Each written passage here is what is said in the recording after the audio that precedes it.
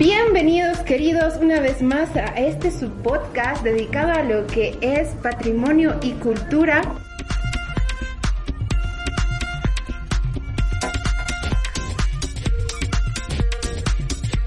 Este espacio lo hemos denominado Primer Viernes y va a salir cada primer viernes, y en esta primera entrega, junto con Saraí, nosotros queremos hablar acerca de lo que es el idioma. Yo soy Tatiana Suárez Patiño, soy conservadora y restauradora de bienes culturales y una intensita del patrimonio, y estoy muy bien acompañada aquí con mi yunta cultural.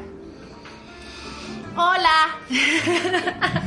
¿Cómo están, chicos? ¿Cómo están? Gracias por seguir nuestro emprendimiento, esta vez conjunto. La Tati ya había comenzado antes con la propuesta del patrimonio desde el ámbito bien específico, bien profesional, con varios invitados amigos. Bueno, estos primeros viernes van a ser interesantes porque vamos a estar con invitados distintos cada vez.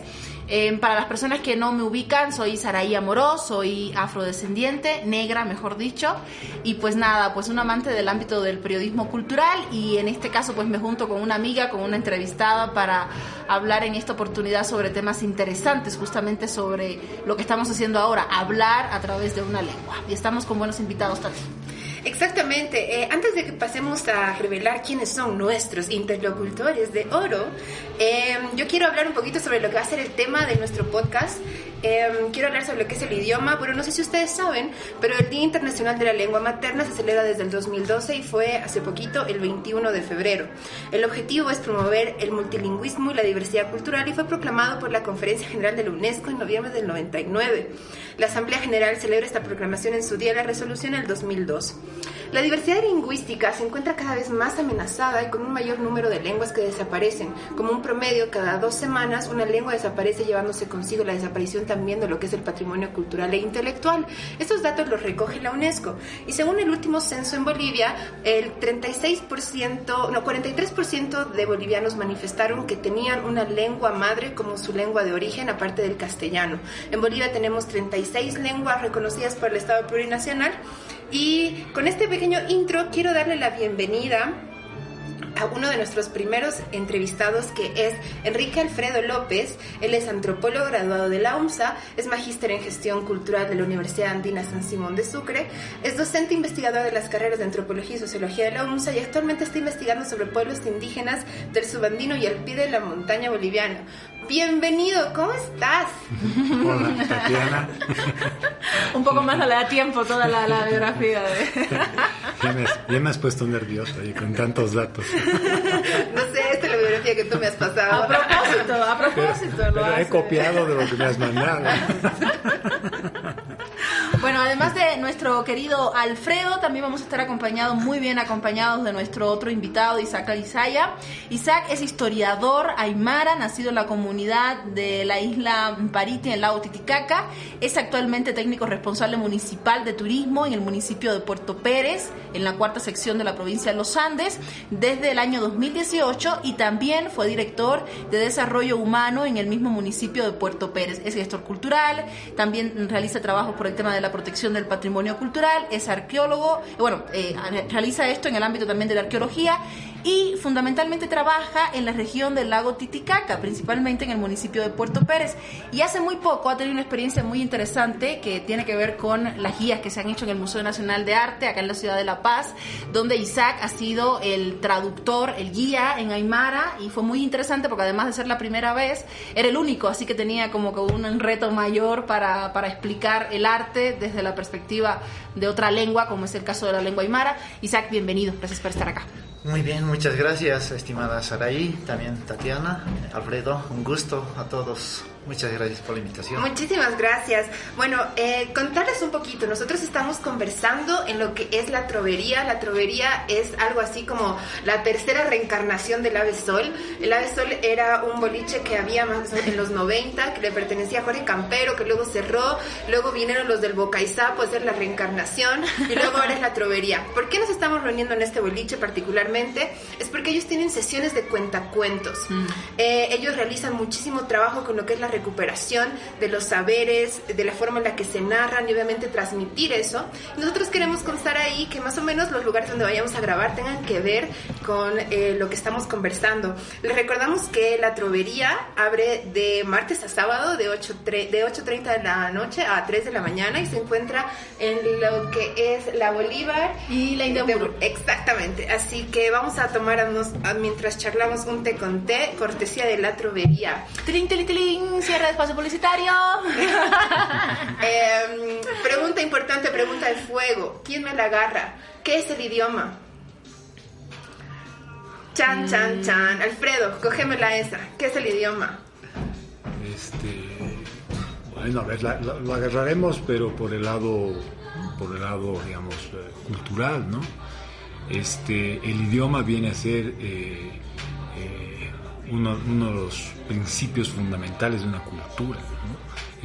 En un idioma, increíblemente, tú no solo vas a encontrar, digamos, la parte lingüística, sus fonemas, sus estructuras, sino que vas a encontrar la forma en que la gente se expresa, ¿no?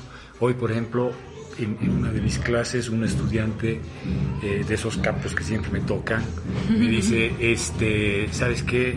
A mí me interesa que trabajemos en este taller, que es una de las materias que doy yo, que trabajemos el tema, digamos, del cuerpo, ¿no? De cómo es la expresión corporal en el idioma. Le digo, ¿y tú crees que si vamos a analizar, digamos, en un idioma, una persona que estaba en castellano y luego en su idioma original, ¿tú crees que va a haber una forma de expresión corporal diferente? Y me dice, yo creo que sí. ¿Te parece si lo estudiamos? Ya, pues, ¿no? Y ese, por ejemplo, ya va a ser nuestro tema de investigación para este semestre. Oye, y eso es muy fuerte porque aparte de que, o sea, también muchas formas en las que hablamos también condicionan nuestros huesos, por ejemplo, el desarrollo de algunas cosas. Por ejemplo, se logra saber cuando son japoneses niponamblantes, porque por la forma en la que es su paladar, luego cuando se encuentran los cráneos se pueden saber si eran descendientes de esa forma, porque el lenguaje ha llegado a moldear las estructuras óseas, ¿no? ¿Para ti qué es el lenguaje, querido Isaac? A ver, es interesante la pregunta, ¿no? Pero, a ver, yo voy a ir desde la comunidad. A ver. Porque para nosotros el lenguaje siempre ha sido un puente de conexión de generación en generación. Y eso trae una trascendencia histórica, identidad. Y para nosotros, para mí es un legado el de saber aymara, digamos. Porque una palabra aymara viene cargado de un profundo significado que difícilmente incluso se puede conceptualizar o teorizar todo un estudio, ¿no? Entonces, para nosotros es un puente que nos trae, o sea, identidad cultural, más que todo.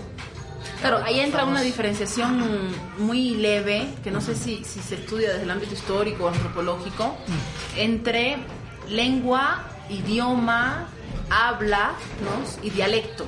Son elementos que todos están englobados dentro de la misma, digamos, el mismo concepto madre.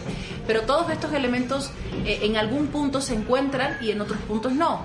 Un idioma puede ser una lengua, pero no toda lengua se convierte en un idioma. Cuando hablamos de lengua, hablamos de la manera en la que podemos, como seres humanos, individuos, expresarnos. El movimiento de las manos, de hecho, para las personas que no escuchan, que son sordas, por ejemplo, tienen un lenguaje que es a través de señas, a través de las manos. Pero nosotros, por ejemplo, tenemos un lenguaje corporal, tenemos un lenguaje que va evidentemente ligado con el idioma, pero que incluye otras condiciones culturales, políticas, sociales, que puede que en otro espacio no se cultive o no se entienda. Dígase las señas, y eso también forma parte de lo que se conoce globalmente como la lengua. Entonces, en esa medida, el patrimonio y todo el contenido histórico que tenga una lengua es fundamental para mantener la historia o el paso de un conjunto, de una sociedad específica. Y en el tema de los grupos, de las comunidades originarias, es mucho más importante aún, sabiendo que si bien son 36, de las 36, creo que ya 3 quedan 1 o 2 hablantes. Según decía la OEI en algún momento en una entrevista, decía ya casi no quedan de 3 de estas lenguas y seguimos diciendo que tenemos 36. Entonces ¿no? ¿Las tenemos o no las tenemos en realidad? ¿Verdad? Y eso yo ahorita me acabo de fijar cuando me puse a hacer la investigación por este podcast. Hay como una especie de documento que dice así el riesgo en el que se encuentra, cuántos se encuentran hablando, y varias de las lenguas que yo he visto decía riesgo desaparecida. Estado cero. Y había otras que decía alto riesgo, y seguramente debe ser porque hay solo queda una. uno. Exacto. Claro. Pregunta importantísima. ¿El idioma será igual? ¿La concepción del idioma será igual en tierras bajas como en la zona de los Andes? ¿Cuál es la perspectiva de estos lugares sobre lo que es su idioma? Aquí lo que tú nos acabas de decir está fabuloso, que el idioma es un puente. En las tierras bajas, ¿cómo lo podemos entender el idioma? Mira, lamentablemente en tierras bajas los idiomas sí están en un franco proceso de desaparición, muchos, ¿no? Pero es tan grande realmente cuando hablamos de tierras bajas, que es más del 70% de la superficie de nuestro país, ¿no? Que son muchísimas, ¿no? Ahora, ahí también podemos distinguir algunas lenguas que son de alguna manera dominantes, ¿no? El guaraní, por ejemplo, ¿no? El guaraní es una lengua del Chaco, del sur de Bolivia, que además se comparte con otros países, ¿no? El Paraguay, ¿no?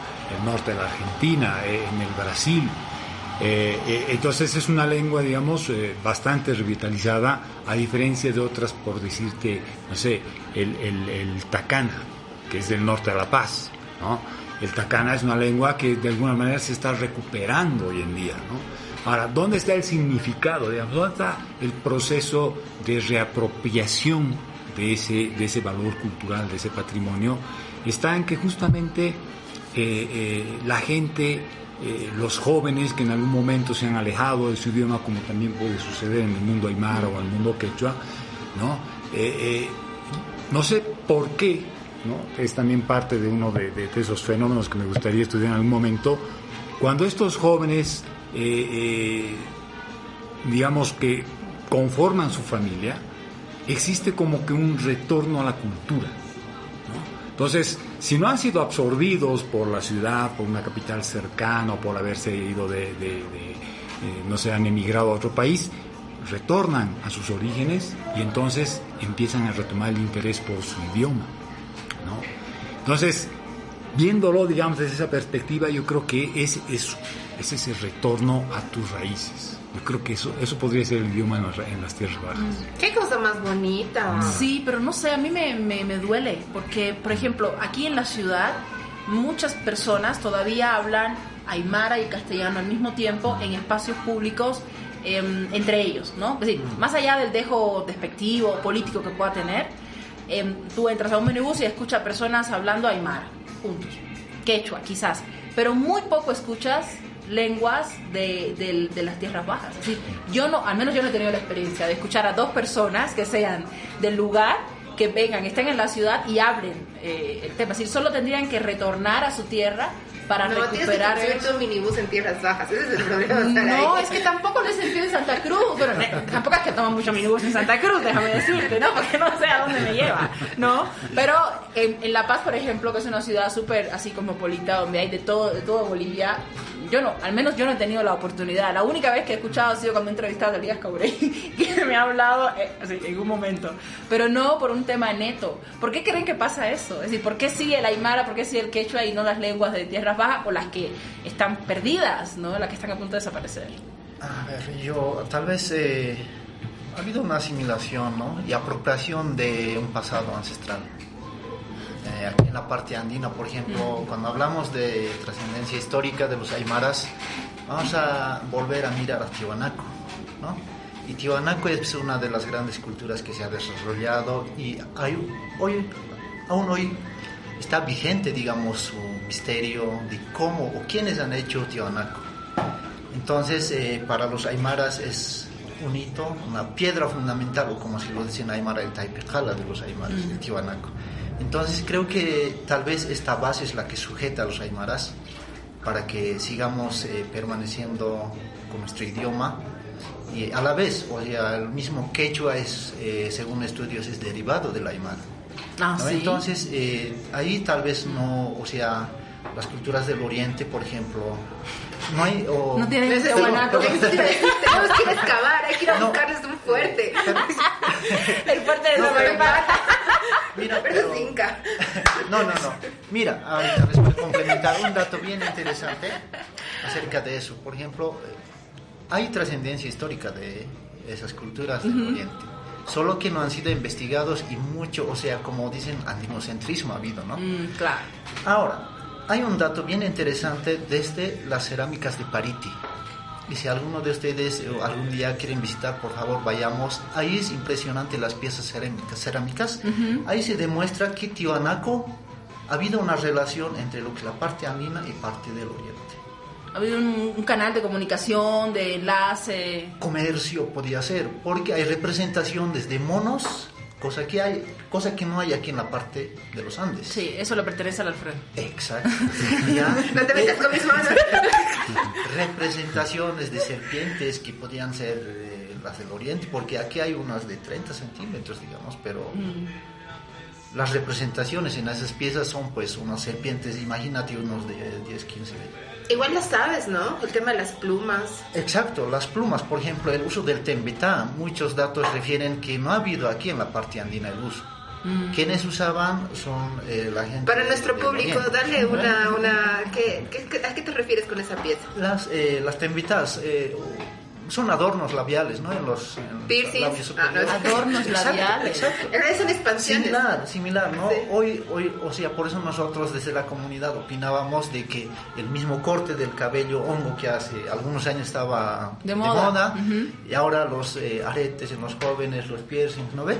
No son moda actual, sino que es una moda que viene desde los ancestros, ¿no? Sí, yo quiero la nariguera mocha. Pero, a ver, en Cuba no dejaron indios y ha llegado la moda de los aretes. Es decir, tú le explicas a alguien, eso viene de comunidades indígenas, te van a decir, ¿qué? Es decir, Mira, imagínense, Qué entonces, impresionante. por eso es que para mí y para muchos, o sea, debería ser el dato, el pasado histórico, un referente para poder reflexionar el presente y lo que va a venir, ¿no? Porque imagínate, este hallazgo de Pariti que ha sucedido en el 2004, nadie imaginaba encontrarse con estas piezas en una pequeña isla. Y como le digo, hay representaciones de figuras humanas masculinos que tienen cortes de cabello sin patilla, con patillas largas, otros con tembetas en el labio superior, otros en el labio inferior, orejas perforadas, collares, manillas, tobilleras, imagínese. Y las mujeres casi sin adorno, solamente su top. bueno, Se miraban las vamos a hacer otro podcast, hablar sobre el feminismo en épocas precolombinas. Sí. Oye, ¿sabes qué? Y eso que mencionas es muy lindo porque tiene como que una comunicación con lo que acaba de decir Saraí, de que no necesariamente un lenguaje es un idioma. Y lo que pasaba con las cerámicas es que sí había un lenguaje, había algo que se quería transmitir, ¿no? Te quiero contar de mi pato, te quiero contar de mi serpiente, te quiero transmitir de cómo nos veíamos. Y son testigos fabulosísimos y la cerámica Pariti es una de las que mejor calidad tiene, casi, yo me atrevería a decir casi calidad moche, así muy lindas. Y ese tipo de lenguajes en tierras bajas, ¿dónde los vemos manifestados? ¿En textiles? ¿En también adornos? ¿Dónde aparece ese lenguaje como aparece en la cerámica andina? También en cerámica, bueno, obviamente. o sea, sí. Indudablemente la cerámica en tierras bajas es también muy hermosa, ¿no? Tranqui. El problema es que casi no sigue todavía bien escondida. Esa O sea, es- no hay Es más excavaciones. trabajoso excavar Claro, en no hay el calorcito que en el frío. Además, hija, que te Sí, metan sí, los sí. gusanos, las Ah. migos, Ay, escorpiones. Tati, es parte de la cultura, no la desprecies. Tan linda la cultura, me va a picar una serpiente. Sí, entonces básicamente no podemos considerar, si ha habido, digamos, un foco cultural muy importante en torno a lo que es, digamos, el lago Titicaca en la parte andina. En la parte de tierras bajas, podríamos casi decir que no sabemos dónde está ese foco, pero que de que lo había, ¿no? Los llanos de Mojo, por ejemplo, esconden cualquier cantidad de tesoros que se están recién desenterrando, ¿no? ¿Y tú has podido ver algo así como lo que ya se ha intentado hacer, no ver la interpretación que han hecho los textiles andinos, todo ese tipo de cosas? ¿Ya hay como que avances con el tema de la interpretación de textiles de tierras bajas? Sí, es algo que Contanos, sí, porque ha es ido... un misterio. ¿Qué cosa es eso llamado Tierras Bajas, por favor? Cuando bajas de la parte andina, si bajas más metros pegado al mar, ahí es bien pesado. O sea, mira, no te tienes que asustar, digamos, en el sentido de que, wow, qué cosas increíbles vamos a encontrar, ¿cierto? O sea, en el fondo tú tienes que analizar que lo que decía Isaac es bien cierto. Hay unos puentes tendidos hace muchísimo tiempo entre estos mundos, ¿no? Es más, tendríamos nosotros que analizar, digamos, en una corriente de este al oeste, esos movimientos de comercio, de migración y de relaciones que existían culturales entre lo que era, por ejemplo, las tierras bajas, la Amazonía, esos cordones subandinos que les llamamos, que los conocemos como los yungas o el piedemonte, esta parte ya andina, la parte bayuna, y por el otro lado tienes toda esa parte que te conduce hacia el Océano Pacífico, ¿no? Había una fuerte relación entre todos ellos, ¿no? Ahora, cada cultura de alguna manera obviamente ha desarrollado su propia particularidad, ¿no? Si hoy en día lamentablemente vemos que hay muchos idiomas, muchas lenguas que están desapareciendo principalmente en las tierras bajas, bueno, hay también algunas razones históricas que se deben a la conquista y a todos estos elementos que se han manifestado más en ciertas regiones que en otras. Luego hay también, dentro ya de lo que es la propia república, una invisibilización, claro. ¿Ya? O sea, el momento en que nos independizamos, digamos, como país, empieza bien un proceso de invisibilización de lo indígena bien rudo, bien fuerte, ¿no? Que sobre todo, claro, sobre todo en tierras bajas es mucho mayor, ¿no? Es mucho mayor. Y tú me dices, en Cuba no hay indígenas, ¿no? Es terrible no queda uno. La mentira Ya, de eso, los mapuches ¿verdad? se No es sienten cierto, identificados. ¿no? Han hecho un análisis en República Dominicana que tienen, digamos, una cerquita. cierta similitud, ¿no? Digamos, de los componentes del ADN de la gente, y han encontrado que los componentes de indígenas originarios de las islas siguen presentes en la gente. Pero lo que pasa es que se han invisibilizado. sí, Culturalmente se han a eso me invisibilizado. refiero, culturalmente, pero también fisiológicamente, porque uno estando en una isla de las Antillas, se mira con la foto del referente que tiene del supuesto indígena que llegó a esa tierra y dice, no me parezco. Y cuando miras al africano que está del otro lado, dices, ese es mi primo, ¿no? Sí, pero es que hay mutaciones en el tiempo, Claro, ¿me entiendes? claro, O sea, puede ser. es un tema bien complicado, no puedes simplemente decir porque por una foto no me parezco o no me parezco, digamos, ¿no? Claro, pero es un tema de identificación también de la sociedad, porque, por ejemplo, Sí. te paras en Bolivia y todos se miran y dicen, somos primos, Claro. somos hermanos, Claro. pero cuando te paras en un país donde ninguno se parece, y si se parecen es netamente por el color de la piel y por la nariz ancha y los ojos grandes, dice, no, aquí no hay donde perderse, ¿no? Y te digo, porque así hemos crecido todos, nosotros hemos crecido con una imagen del indio taíno, que además es el símbolo de la cerveza, y nos decimos nuestro único indio, ¿no? El de la cerveza, ¿sí? Es el símbolo de la cerveza, imagínate, ¿no? Es decir, ¡Qué fuerte! todo lo más alejado de lo que tú te puedes imaginar. Además, porque piensas en Cuba y piensas en ron, no piensas en Pero, cerveza. pero imagínate, no, el ron no tiene, lo único que tiene el ron es más colonial aún, es una cosa súper interesante cómo analizar los elementos así comerciales que representan culturalmente un país. El símbolo mayormente del ron es un, ¿cómo se llama estos? Donde se esconde el chavo del 8. Un tonel. Un tonel. ¿Y esos toneles de dónde vienen? ¿Qué representan? Es decir, representan al pleno colonizador que llegó con sus toneles, ¿no ve? A llenar la cantina del pueblo, y eso es símbolo del que viene de afuera. Ese es el símbolo de la bebida más vendida. Es decir, de un país que ahorita no tiene absolutamente nada de anglo ni de europeo, tiene así de puro afrodescendencia. Y contame, ¿cuál es la Es lengua bien madre duro. de Cuba? Ese es el asunto, que no lo sé. Porque hay varios estudios que dicen, hay esta, y un poco de esta, y un poco de esta, y un poco de esta. ¿Qué pasa? La mayoría de los que llegaron a la isla eran esclavos, como mismo pasó aquí en Bolivia. Los esclavos venían de lugares de África distintos. Cada lugar tenía su lengua, o su dialecto, en otro caso. Entonces, de ahí vienen algunas palabras que se nos han quedado o se han modificado, como yuca, o la misma palabra Cuba, por ejemplo, que viene etimológicamente de una lengua indígena. Entonces, es como... ¿de dónde viene lo que hablamos? Es decir, es muy difícil. Donde sí se mantiene algo de la lengua, y es creo que relacionado con el trabajo que haces, es en los mitos. Es decir, es muy interesante cómo descubrir el de dónde venimos o dónde nos enlazamos con los mitos que se cuentan de boca en boca, de generación en generación. Y yo creo que ese es un elemento muy fuerte y muy lindo de las tierras bajas.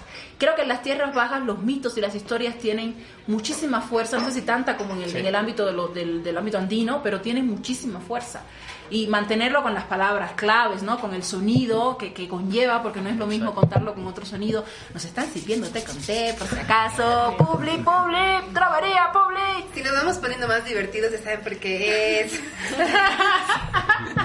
O si se nos deja de entender, también ya saben por qué es. No apto para menores.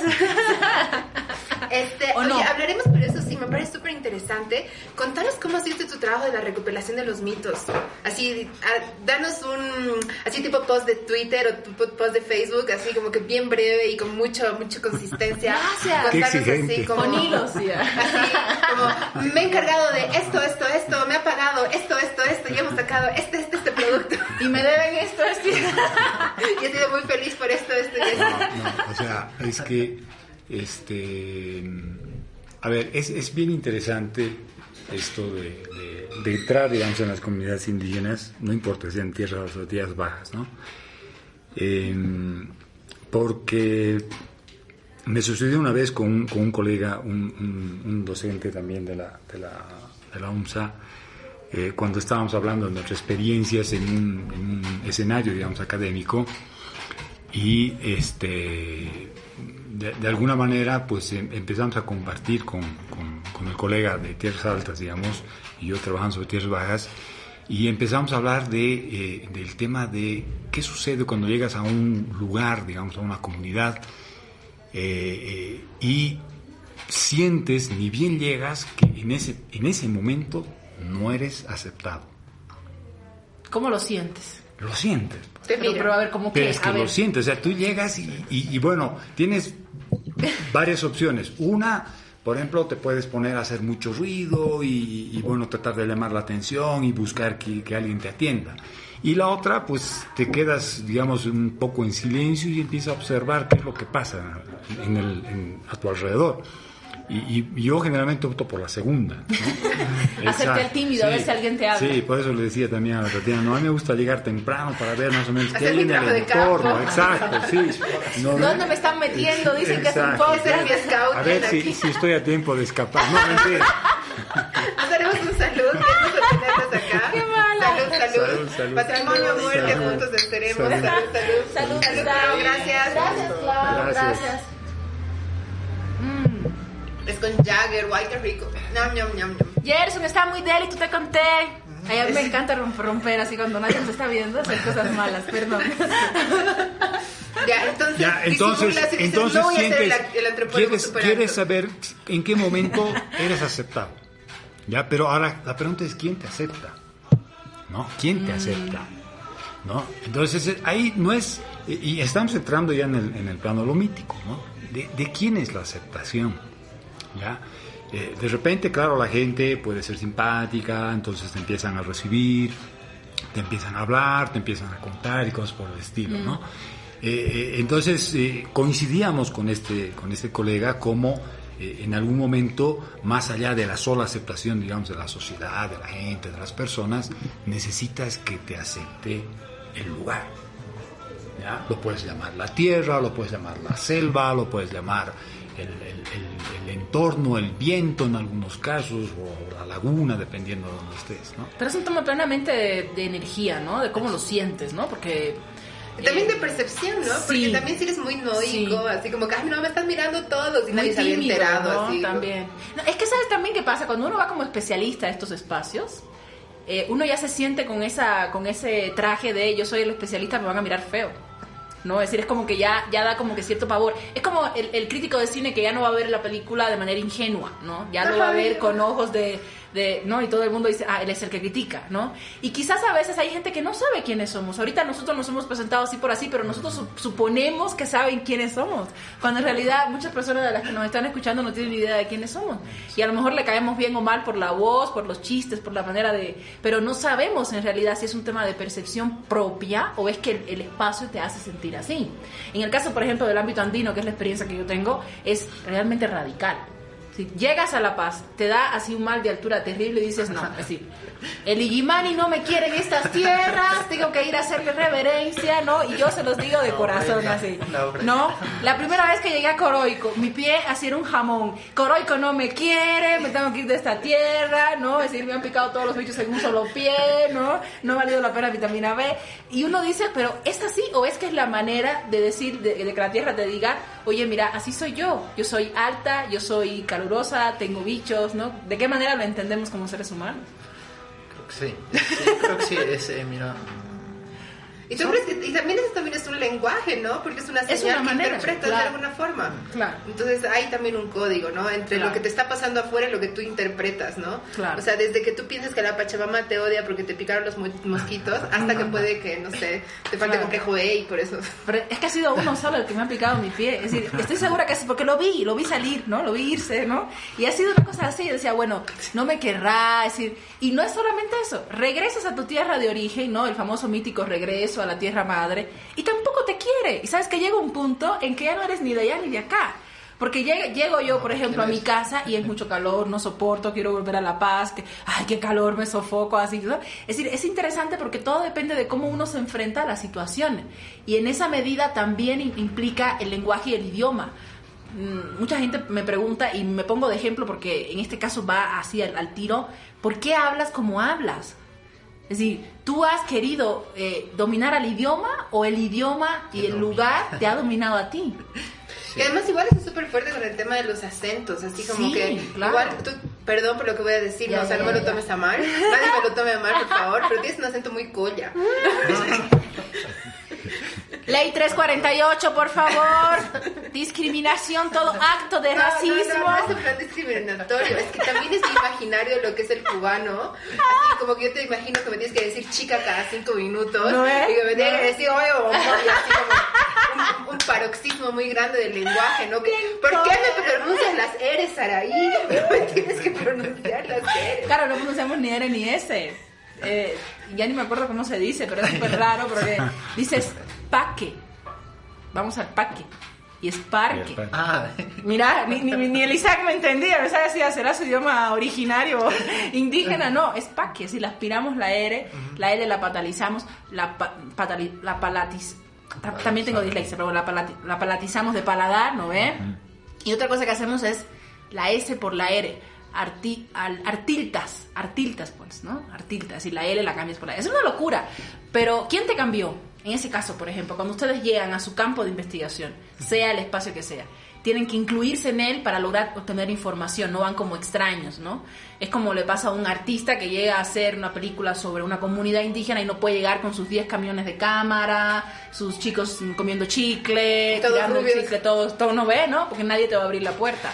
¿Qué pasa en el caso de ustedes que vienen de historias distintas cada uno, pero tienen que enlazarse a través de la lengua, a través del gesto, con la comunidad en la que están? ¿Cómo hacen ese primer pie con la investigación? Está súper interesante eso. A ver, bien interesante es. Primero que nada, el mundo andino hay una costumbre bien interesante, digamos, ¿no ven? Hay que saberlas esas. Por ejemplo, el manejo de la coca. Siempre está presente en cualquier diálogo, digamos, ¿no ven? Esa es la puerta o la llave para abrir el diálogo, digamos, en cualquier momento. Eso es un arma para poder entrar al diálogo con la comunidad. Ya, entonces llegas y dices, hola, charlaremos, picharemos. Vas con tu bolsita de coca, ya, ok. Es como paso uno, quieren hacer investigación, van con su bolsita de coca en el mundo andino. No cigarro. Metodología andina. Ya, vamos a hacer la pasar. metodología de tierras bajas. Ya, primero llegas con tu bolsita de coca y dices, hola, bebé. Está sacando un cigarro la Tati. Pero estamos charlando, déjenme bajar mis niveles de ansiedad, por Dios. Lo siento, fumaré hacia allá, ¿sabes? Bueno, eso es parte de la introducción, ¿no? Está diciendo Lisa que con coca y la otra sacar su cigarro. Occidental, capitalista. Clau, ¿tienes hoja de coca? Y es de marca. Sí, pero no es Astoria, lo siento, pero no me quería invitar. Ya, punto, metodología. Llegas con tu hoja de coca y dices, hola bebé, quiero hacer investigación. Pero eso está hablando para entrar a las comunidades, ¿no? Con retorno a la comunidad estábamos diciendo, ¿no? Entonces, en ese caso, Porque la riqueza del conocimiento yo pienso que está todavía en las comunidades. Claro. Mucho todavía. Entonces, hoy desde cualquier lugar, o sea, académico, las comunidades son referentes, ¿no? Entonces, para eso, o sea, es lo que se hace. O aunque no sea investigación o cualquier diálogo, visita casual, igual. Por ejemplo, los abuelos, cómo caminan, o sea, por eso es que es su trepecito, ¿no? En el mundanino, su atado. El hombre, antes, claro, la chuspa, pero ahora han dejado de usar la chuspa, ¿no? Porque ahí se manejaba ese elemento. Si no era el instrumento musical, la coca y su purito, claro. Su alcoholcito. Bueno. Ya, entonces, eso habría, o sea, aunque con un desconocido, un saludo y luego ofreces, si no quiere, ni modo, pero igual. Está genial, yo prefiero coca antes que sea alcohol, ¿no? Ajá, Porque ya sí. cuando te viene el alcohol, ya prefiero, pero esa es otra fase de... Ahora Sí, contanos, sí. ¿cómo es el primer paso en Tierras Bajas? ¿Llegas y qué ofreces? ¿O cuál es tu primer pie de diálogo? Te desnudas. Para Por empezar, el calor. llegas con tus shorts No, así. ya desde el bus ya te sucede, ¿no? Ni bien llegas a Yolosita y ya empiezas a sentir la diferencia. Ya te desviste. Pero sí, te vas a admirar, pero la coca es Es el diálogo. no tiene fronteras, ¿no? Mira tú. O sea, la coca no tiene fronteras. De hecho, la coca es originaria de Tierras Bajas, además, ¿no? Claro. Otorongo. O sea, Tienes razón. de hecho, sí sigue cultivando en Tierras Bajas, o sea, ni siquiera en valles, ¿no? Siempre abajo, o sea, tiene que ser en los yungas, ¿no? Estoy más que seguro que fue, digamos, una herramienta entre las diferentes culturas como para sentarse y encontrarse, ¿no? Que ese era un elemento importante, ¿no?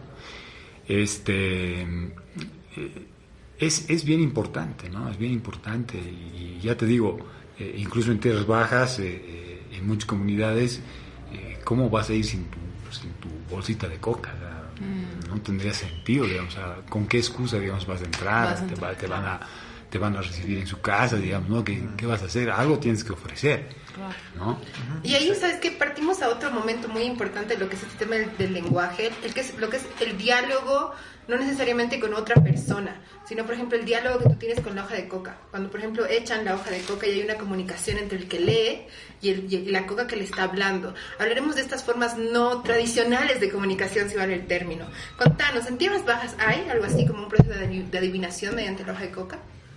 Sin que lo malinterpreten políticamente, por si acaso. Ojo, estoy diciendo antes de que responda, ¿ya? No tiene nada que ver con la realidad, ni con la coyuntura, ni nada que ver, ¿no? No, pero, o sea, imagínate si ya era sagrada mucho antes de que lleguen los españoles, mucho antes de que los incas ingresaran, digamos, al territorio amazónico. Por tanto, como dice el Isaac, ya desde los tiempos del Tiwanaku habían esos puentes tendidos entre la Amazonía y los Andes. Imagínate, pues, en las crónicas, digamos, de los misioneros, vas a escuchar siempre hablar de la coca y de los bajas. Claro que sí. Habían, obviamente, muchos otras sustancias, otras hierbas, naturalmente que sí, ¿no? Imagínate esa riqueza Claro. Pero yo me refiero al diálogo, a la comunicación con la hoja, porque a mí me encanta, por ejemplo, cuando vas donde los señores de Antiris te dicen, la coca me ha dicho. Esa frase me encanta, porque me lo imagino así como el pajarito que te cuenta, pero la hojita que se te para en tu oreja, ¿no? Bien Disney su imaginación, ¿no? La hoja que se mueve, ¿no? Y se te para tu hombro, y ahí te ver, ¿no? así, y te dices, Stuart en hoja, ¿no? Ya pues. Pero hay algo así, hay este diálogo de que utilizan como un espacio de adivinación. En los Tacanas sí, por ejemplo. Ya. Los Tacanas sí, y están en la región del municipio de San Buenaventura. Eso es pues abajo, eso es en el Madidi. Qué Eso hermoso. es Amazonía, ¿no? Sí. Y ellos sí, o sea, utilizan muchísimo la coca, sus chamanes, digamos, hablan, tienen obviamente su forma particular de hacerlo, ¿no? ¿Y tú has encontrado en los mitos algo sobre esto? Así tan específicamente sobre la coca, no. pero procesos de adivinación con semillas, ese tipo de... O sea, quiero diálogos que no necesariamente sean con personas, ya, ¿sí? Porque es muy lindo, porque alguna vez he escuchado, por ejemplo, que en tierras bajas, cuando van a entrar a cazar, lo que hacen es pedirle permiso al bosque, así de, hola, vamos a ir a cazar uno de tus hijos para sobrevivir, y hay un diálogo con la naturaleza, ¿no? Espíritus. Entonces, eso me parece súper lindo, no necesariamente que tengas una interacción con otra persona, pero que sí hay un diálogo con tu naturaleza. Hay un término bien común, digamos, sobre todo en valles y tierras bajas, que es la chicha, ¿no? La chicha de maíz sobre todo.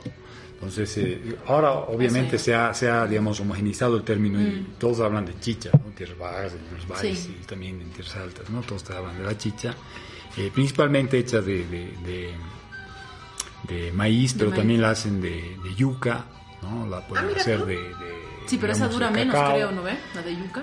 Sí, es para, digamos, ciertos rituales, ¿no? Entonces tiene que ser de consumo rápido. Así como la otra. Pero en general son cosas que se hacen semanalmente, ¿no?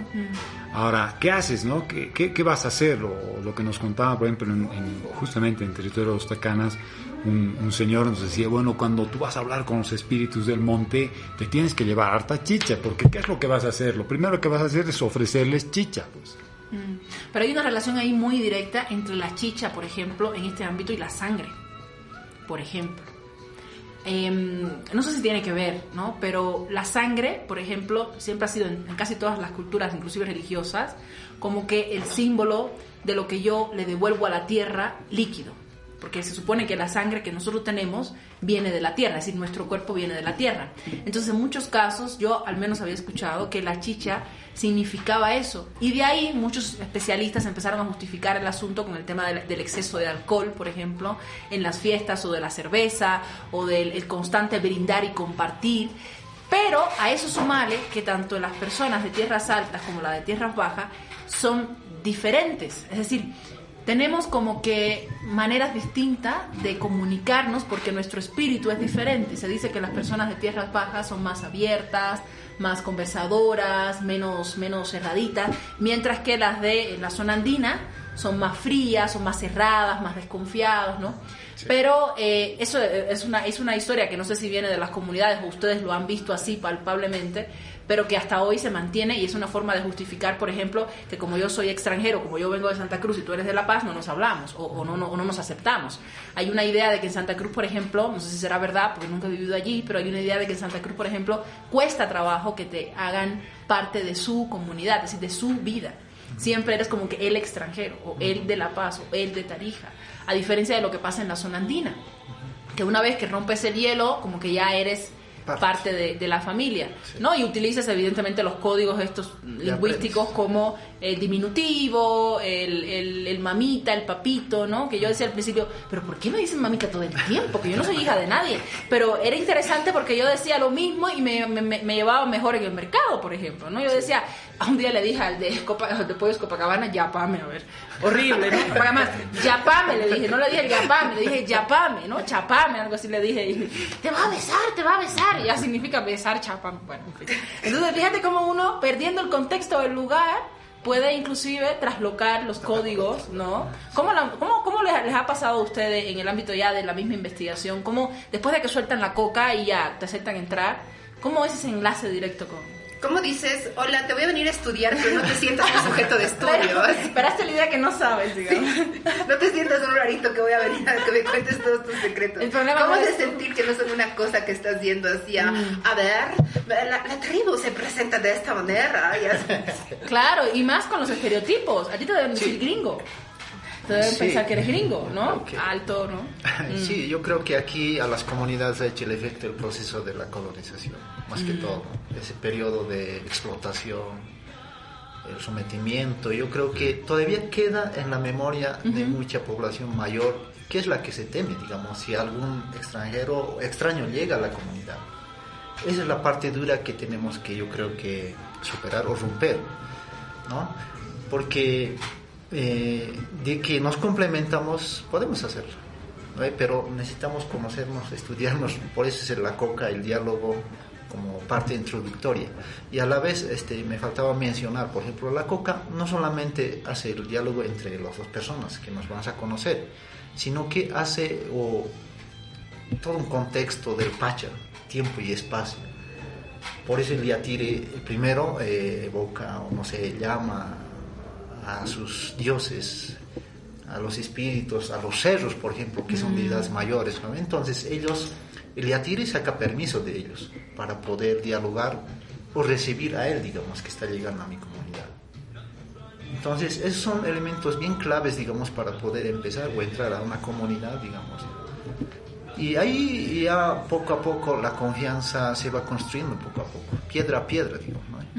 Entonces luego va ganando esa experiencia, incluso puede llegar a integrarse a la comunidad en un posterior, por ejemplo.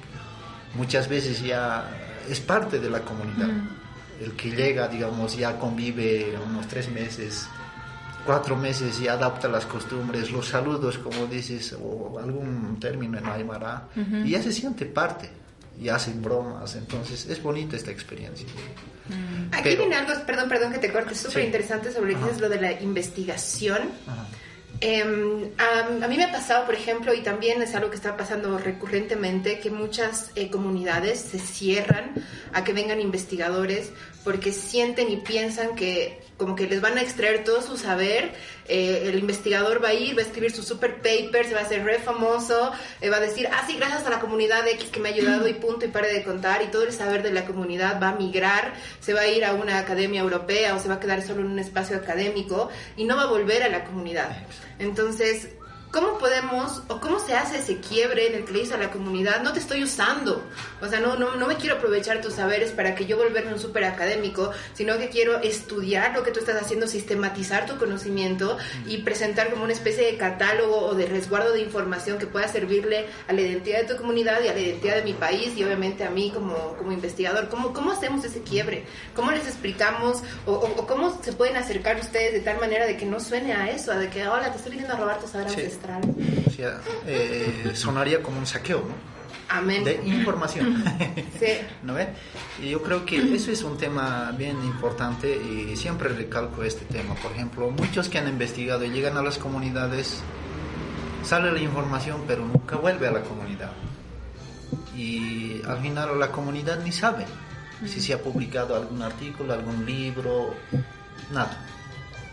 Entonces la comunidad piensa, o sea, eso que dices, o sea, que le están sacando la información solamente por sacar para beneficio de uno. Entonces ahí entra, pues, o sea, tendríamos que recorrer a este concepto del AINI. Me das, te doy. Claro. ¿No ve? O sea, ¿en qué se beneficia la comunidad con la investigación que se va a hacer? ¿O cómo le va a ayudar a la comunidad? ¿No ve? Yo creo que eso sería un... ¿Cuál sería como una opción? Podríamos hacer como que una especie de, no sé, acuerdo, digamos así, en plan de ya, yo voy a venir a investigar la comunidad y voy a sacar un documento, y este libro van a sacarse, no sé, 1000 ejemplares, y de esos 1000 ejemplares, el, no sé, 40% que se vaya de la venta a la comunidad. Quizás podría ser una buena forma de que se devuelva para que tengan ingresos y que puedan seguir haciendo algo con eso. Podría ser una opción. ¿Cuál sería la otra opción para evitar ese tipo de Alfredo cosas? tiene experiencia en la parte de ir y llevar y salirse. Lo veo callado, sí. lo acuso, ¿no? Sí, no, es que, pucha... ¡Mea culpa, el pecado! Me he devuelto a la comunidad. Sí, tengo muchas deudas. Los últimos ejemplares. Tengo muchas deudas, ¿no?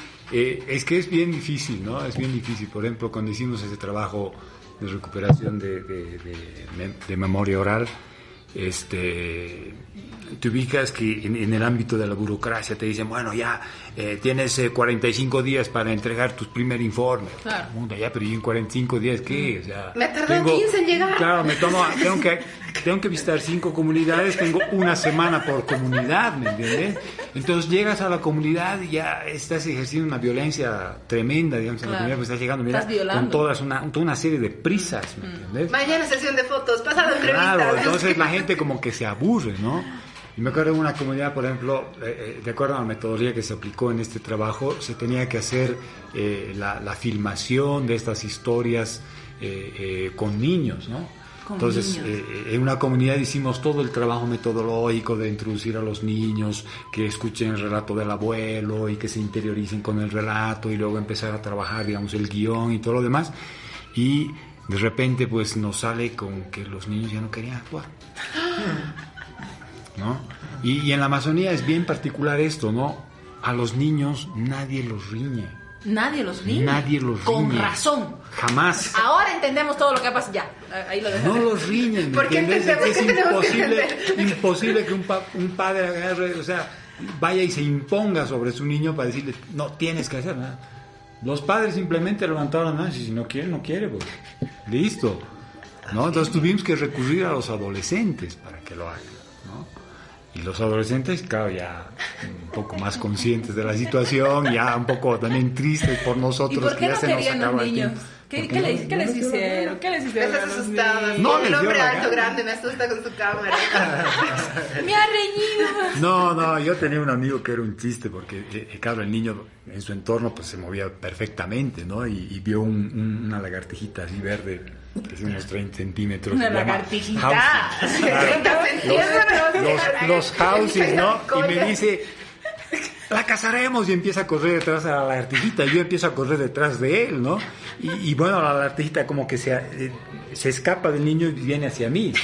Lo obvio era pues que yo la termine de cazar, ¿me entiendes? Y yo la voy a pasar por debajo de mis piernas. Me has dejado ir, Dios mío. Me quería matar. Yo te mataba Sí. igual. Pero lógicamente. Entonces, ese tipo de señales yo creo que deben haber sido suficientes para los niños, como decir, no, esos cuates no.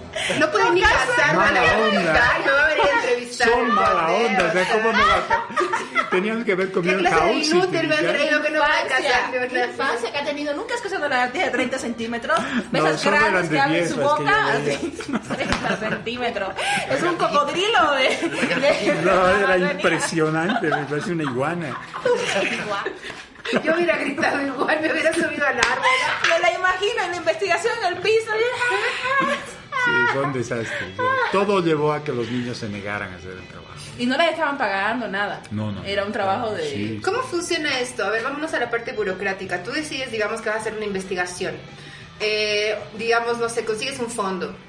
¿Cómo es el trabajo con la comunidad? O sea, ¿se pide un permiso a la gobernación? ¿Se pide un permiso a la comunidad? ¿Se hace un scouting primero antes de hacer el proyecto? ¿Cómo funciona la parte burocrática de hacer una investigación cultural en Tierras Bajas? Y en general, en Bolivia, ¿cómo funciona? Bueno, yo creo que está bien de moda, digamos, en Bolivia principalmente, que sigas ese proceso de las organizaciones que tienen los mismos pueblos, ¿no? Uh-huh. Entonces las organizaciones tienen sus representaciones, digamos, urbanas, por así decir, ¿no? No sé, la SIDOB en el caso de las Tierras Bajas, la CSUCB en el caso de los campesinos, no sé, el CONAMAC, ¿me entiendes? Entonces tienes que empezar por ahí, ellos, ¿no? Pero generalmente, ¿quién te va a encargar un trabajo de investigación de ese tipo? O lo hace el Estado, ¿no? O que puede ser la gobernación, que puede ser el mismo gobierno central, o puede ser un municipio, o lo hace la universidad, digamos, ¿no?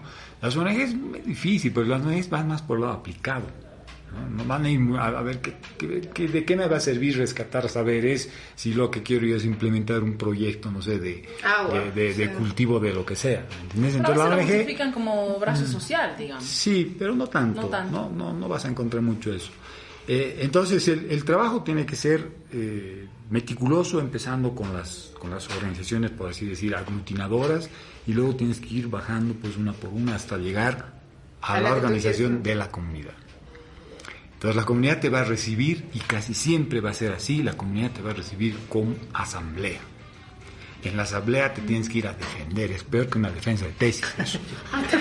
O sales escuchado o te aprueban. No, pues es que realmente puedes tener que salir. Si la asamblea decide que no, Y te tienes que ir. Te tienes que ir. Dios. Claro que sí, te tienes que ir. Entonces tienes que ser muy cauto en cómo te expresas. ¿Tú vas con traductor? Seguro que el Isaac ha estado en una de esas defensas. Se está riendo por ahí. Mira que generalmente las autoridades suelen ser elegidas considerando que son bilingües, ¿no? Entonces, pero cuando ya tienes que hacer tu trabajo de campo, digamos, tienes que entrevistar a alguien, ¿tú trabajas con un traductor o...? Sí, tienes que buscar a alguien de la comunidad que te ayude en eso. Ya. Sí, necesariamente, tiene que ser. Porque además que no solo te ayuda en el ámbito idiomático, lingüístico, también en el ámbito cultural. Claro. Entonces, si llega un momento en el que hay una incomprensión cultural, ¿verdad? si tú no tienes, digamos, una persona del lugar que se dé cuenta de lo que está pasando, puedes tener serios problemas. Qué fuerte. ¿Cuál es tu experiencia? ¿Cómo lo has logrado tú? ¿O es más fácil para ti como que siendo parte de comunidades? Para mí creo que ha sido un poco, pero a pesar de eso, o sea, siempre es bien distinto, digamos, el pensamiento de una comunidad y con uno que ha salido de la misma comunidad y que ha adoptado, no sé, otras formas, digamos, de pensar. Claro. Entonces tú vas con otra mentalidad, digamos, o sea, vives en la ciudad, piensas como la ciudad tal vez, ¿no? Y vuelves a tu comunidad, o sea, la comunidad ya no te ve como el mismo que hace. Te ve como un extranjero, pues. Claro, pero, o sea, ahí juega ese tema clave, el idioma. Hablas, comprendes, entonces no hay ningún murmullo, digamos, detrás de las orejitas, ¿no? Entonces entiendes, puedes comprender, entonces puedes explicarles en el idioma que ellos comprenden, ¿no? Entonces eso a mí me facilita mucho, digamos, ¿no? En este caso, pero yo cuando preguntabas cómo debía ser investigación, trámites burocráticos, ¿no? Pero yo pienso y recomiendo, por ejemplo, que siempre debería ser vía municipios, ya son territorios autónomos, ¿no? Entonces, ¿para qué? Para que de alguna forma una copia de la investigación quede al municipio como archivo de consulta, ¿no? Porque muchos municipios carecen de estos temas de investigación y se concentra mucho en la ciudad. Entonces estamos dejando sin posibilidades de acceso a las comunidades a la información, digamos, ¿no? No nos podemos dar el lujo de venir a visitar cuantas veces queramos desde Copacabana, digamos, ¿no? Y a que una copia encontremos en Copacabana, digamos, una tesis de un proyecto, no sé. Ya llevamos la hora. Que debería ser así. Sí, ya estamos acercándonos al final de nuestro podcast patrimonial y cultural primer viernes. Estamos hablando sobre los temas de los idiomas. Y bueno, ya para que vayamos cerrando esto, yo quiero hacerles una pregunta a los tres. No, a mí no, yo soy parte, yo no voy a responder. Es porque me interesa tu mirada, pero no me contestes si no quieres. Te has sobrado. Supuesto imaginario, digamos, ha ganado alguien las elecciones. No sabía que iba a hacer esa pregunta. No sabía. Y a ustedes los contratan para que sean encargados del área de investigación de patrimonio inmaterial. Y tienen que dar su mejor asesoramiento para que se haga un proyecto de salvaguarda y rescate de las lenguas originarias. ¿Cuáles serían sus 3 recomendaciones para que se haga este proyecto y en base a qué tendría que hacerse? ¡Chan, chan, chan! Comienza el Alfredo. ¿Todos votamos? ¿Sí? ¿De acuerdo? ¿De acuerdo? No dijeron que había que terminar con examen. Con el examen coyuntural y político. Es una sugerencia, sí, porque como, no sé, les queremos decir a todos nuestros futuros gobernantes que tenemos gente que sabe de los temas y que puede hacer sugerencias y que... Ya, lo que está luchando su consultoría, ¿has visto? A través de los podcasts. Estoy intentando aquí que contraten a especialistas en el tema. Yo creo que una mirada a la historia, digamos, de los pueblos, incluso precolombina, sería bien importante, porque esta gente, estos pueblos, tenían una capacidad de por ejemplo, hablar muchos idiomas, ¿no? Para darse una idea, el caso de los mocetenes, que es un pueblo con el que yo trabajo muchísimos años, ellos comerciaban, por ejemplo, con los mojeños, ¿sí? Atravesando el río Beni y con una serie de colinas más por ahí, iban a comerciar con los mojeños, obtenían, no sé, plumas y algunos otros productos, ¿no? del lugar, y luego ascendían por el río La Paz, ¿no? Que para ellos se llama el Bopi, llegaban hasta la región de Irupana, ¿no? Chumani, para comerciar con el mundo andino, ¿entiendes? Mínimamente deben haber sabido hablar esos 3 idiomas. Su idioma, el aymara, más el mojena. ¿Ya? Entonces, yo creo que esa es la perspectiva que nos está faltando en este país, ¿sí? Hablamos mucho de interculturalidad, de plurinacionalidad. Sin embargo, yo personalmente me siento muy limitado porque el único idioma que hablo es el castellano. Entonces, cuando voy y estoy en contacto, digamos, con diferentes comunidades en tierras altas, en tierras bajas, no tengo la capacidad de hablar sus idiomas. Si eso me lo hubiesen enseñado desde niño, hubiera sido muy distinto. Pero realmente hubiéramos encontrado una plurinacionalidad, ¿no? Una interculturalidad real. Pero no la hacemos, ¿cierto? Entonces tenemos este idioma dominante que es el castellano y todos los demás que están luchando por tratar de salir y sumergir, de emerger, y no, así no funciona. Entonces, ¿qué es lo que realmente tenemos que hacer para lograr esta revolución intercultural? Es que todos seamos capaces y nos interese además aprender de las culturas de los demás. O sea, la antiglobalización. Yo lo contrataría. También es para asesoría personal, digamos. Sí, ¿No? sí, ¿Te puede parece? ser. ¿Ya? Entonces vamos a puntualizar. Dices que necesitamos un brazo real integrador. Que lo que hay, digamos, ahorita es como que una especie de espejismo de plurinacionalidad, pero en realidad están ahí las cosas, pero no están conectadas, ¿no? Faltaría hacer como que el engranaje que haga que todo esto sí sea parte de una pluralidad, ¿no? Sí, y que todos nuestros espíritus busquen algo similar.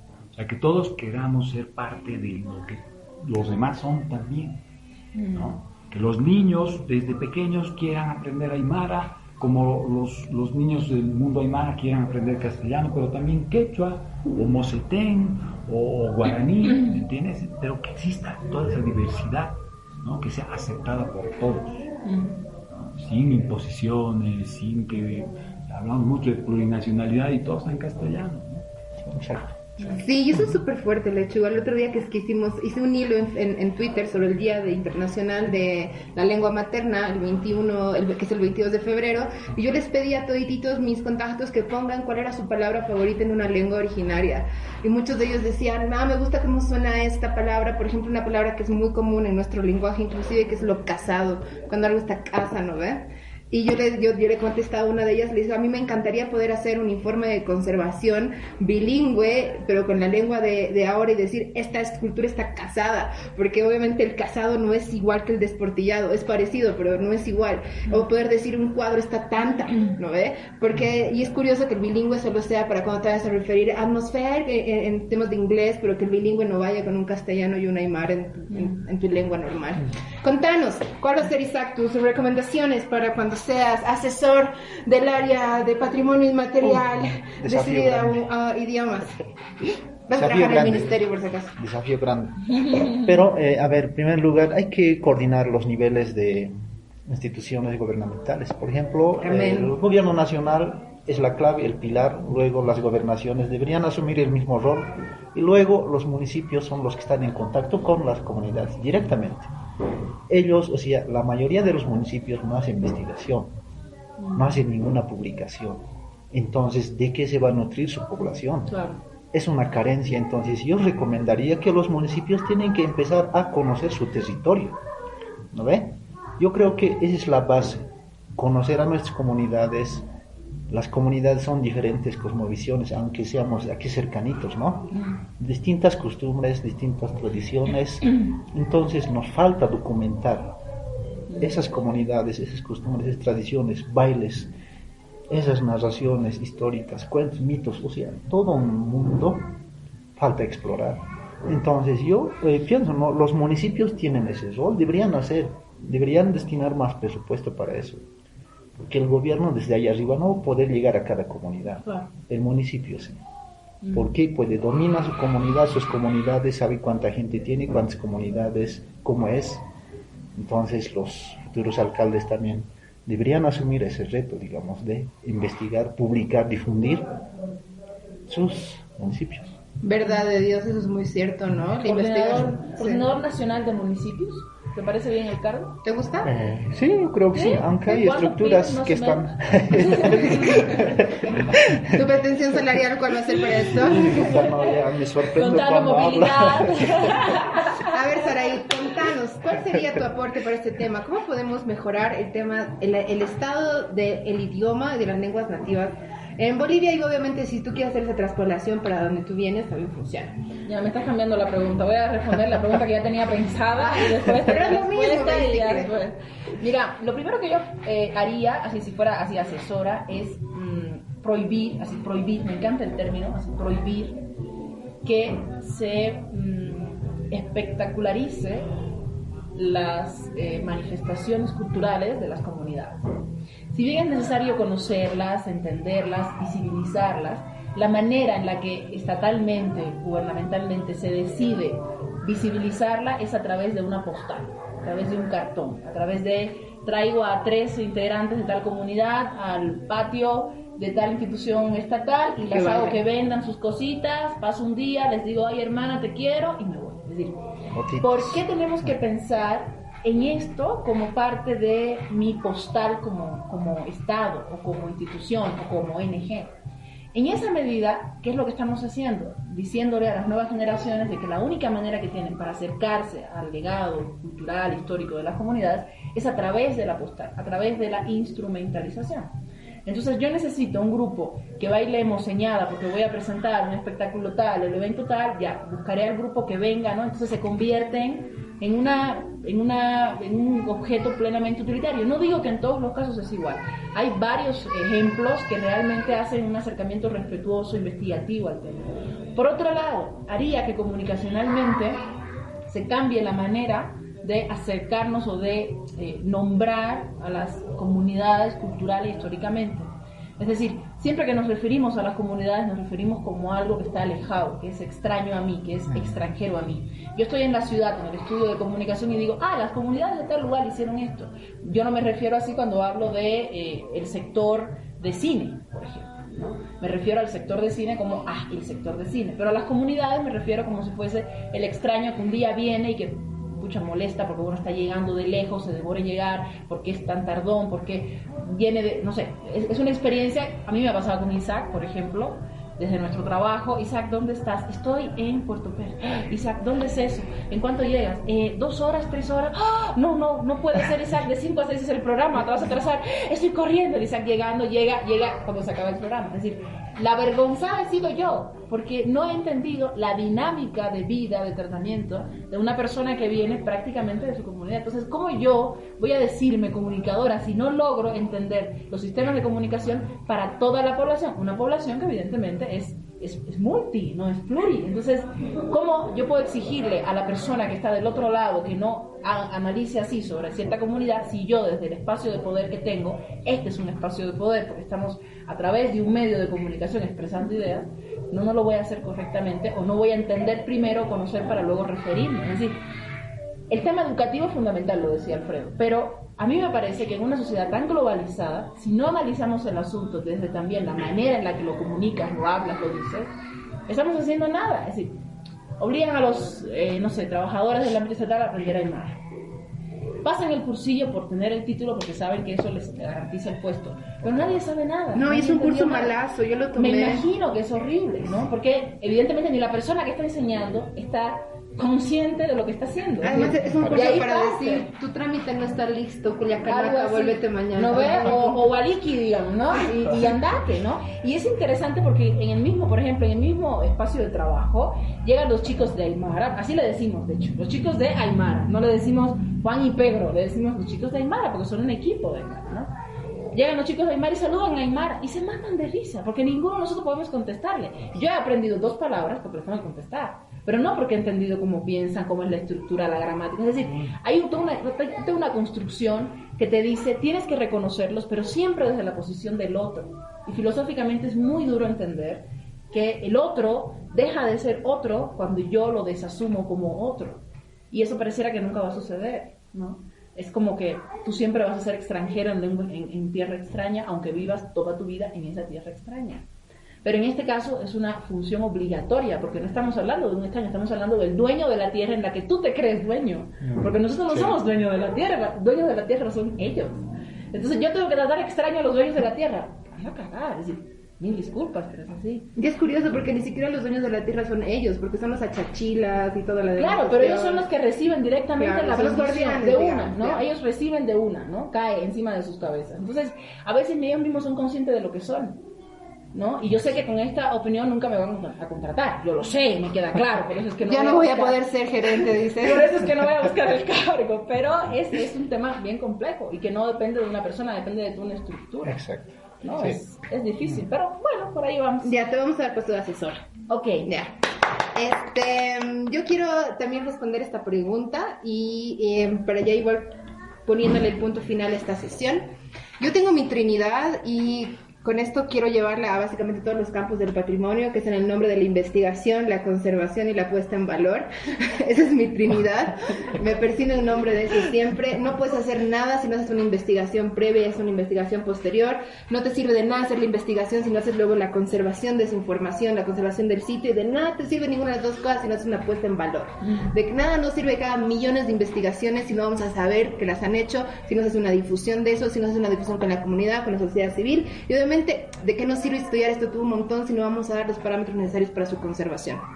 Entonces, pienso que básicamente todas las políticas que tengan que ver con patrimonio y cultura tienen que basarse en esa trinidad. Y obviamente de la cual se pueden sacar muchísimas aristas, ¿no? Este ha sido nuestro primer podcast de patrimonio. Hemos terminado la jarra. Mentira, no hemos terminado la jarra, pero todavía viene. Yo soy Tatiana Suárez, soy la intensita del patrimonio. Les agradezco muchísimas por estar aquí. Gracias por esto. Gracias, Saraí, por decidir trabajar y hacer algo conmigo. Despídanse, por favor. Isaac. Bueno, muchas gracias, Tatiana, Saraí, Alfredo, un gusto, un abrazo, un comante, como decimos en Aymara. Ah, qué bonito. Ya contame, ¿cuál es tu palabra favorita en Aymara? Aymara, a ver, son muchas. Cuéntame. Hiwaki, o la chahua. ¿Qué significa? La chahua es pelea, lucha, diálogo, puede ser para buscar un equilibrio, digamos. Conflictivo el señor, ¿no? Pero en el conflicto es donde uno se conoce a la gente. Dile eso a los del team. Porque me gusta esta palabra, porque siempre ha habido chahua. Siempre, no podemos estar en armonía. Si ha habido, hay una etapa, luego viene chahua. Pasamos chahua, viene armonía. Entonces, así ¿Cómo te resumen de mis relaciones amorosas? ¡Ay, sí! Va a sacar convocatoria, quien esté preparado. Pasaremos a Alfredo, por favor, Alfredo, adelante. Gracias, Tatiana, hasta ahí, Isaac, es una linda experiencia, bien así, pero súper contemporánea. Rara. Mañana avasallada. Me voy alegre. Para el siguiente podcast, gracias. Contame, ¿cuál es tu palabra favorita en idiomas de tierras bajas? Cualquier idioma de tierras bajas que te guste. No. ¿Palabra favorita no hay? No, ya. Lo dejaremos así. ¿No? Digo uno, aunque sea mentira, para quedar bien con el Cuñapé. Cuñapé. Bonita. No sé. No puedes cogerlo, me encanta cuando los nostenes te saludan y te dicen ñaijo. Ah, mira. Pero luego pasa el mediodía y tú dices ñaijo y todos te miran. Pero eso solo funciona por la mañana. ¡Qué bueno! Mira, ahí está. ¡Qué bueno! Despídete, quería hacer ahí. Gracias, Tati, te agradezco de verdad. No siempre uno tiene la posibilidad de compartir con personas así tan interesantes. Isaac, muchas gracias por venir. De lejos pero has llegado. Alfredo, gracias por confiar en las locuras de acá mi compañera. Sí, son locuras muy intensas. Ojalá y puedan aparecer más suscriptores, más escuchas, es importante. Y voy a decir mi palabra favorita. No sé si se dice así, pero así me enseñaron, no sé si la digo bien.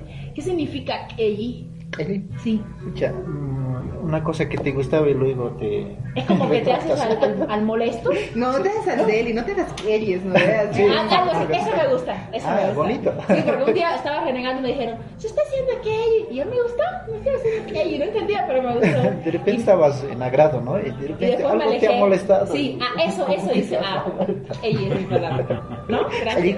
Kelly como. Lo que me ofende sin saber. No es eso, pero es un disgusto. Gracias, de verdad, gracias. A ustedes nos haremos un salud, patrimonio o muerte, juntos venceremos. Gracias por su tiempo y hasta el siguiente. Ya saben, contrátennos, muchas gracias. Chao. Trovería, subimos. Sí, te amamos, Gerson. Gracias por la trovería de nuevo. Gracias, Clau.